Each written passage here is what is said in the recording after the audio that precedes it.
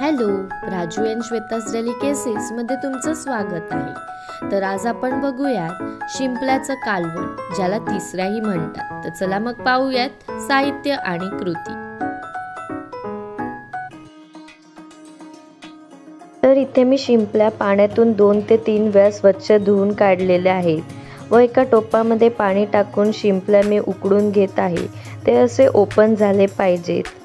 10 ते 12 काळी मिरी, आलं, लसूण, कोथिंबीर आणि मिरची घेतलेली आहे। त्याच्यानंतर तांदळाच्या पिठात मी पाणी टाकून त्याची स्लरी बनवून घेतलेली आहे। कढईमध्ये मी तेल टाकून घेत आहे व मी त्यात काळी मिरी, आलं, लसूण, मिरची आणि कोथिंबीरची पेस्ट करून घेतलेली ती टाकलेली आहे आणि छान परतवून घेत आहे। त्याच्यानंतर 1 चमचा मी हळद टाकून घेतला आहे आणि मिक्स करून घेत आहे।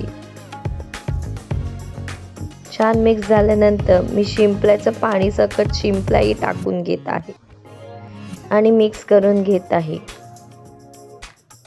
इथे मी चवीप्रमाणे मीठ टाकत आहे। मीठ टाकताना आपल्याला थोडं कमीच मीठ टाकायचं आहे, कारण की शिंपल्या आधीच थोडे खारट असतात। त्याच्यानंतर मी पाणी टाकून घेत आहे व छानपैकी मिक्स करून घेत आहे।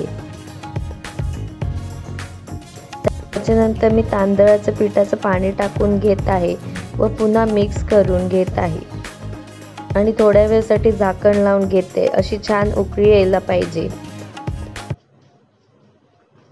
छान उकळी आल्यावर आपण पुन्हा 5 ते 7 मिनिटं ठेवणार आहेत मंद आचेवर। अशा प्रकारे पुन्हा एकदा उकळी आल्यावर 2 ते मिनिटं आपण असं मिक्स करत राहणार आहे। याच प्रकारे आपल्या शिंपल्याचं कालवण तयार झालेलं आहे। तुम्ही बघू शकतात किती छान झालं आहे।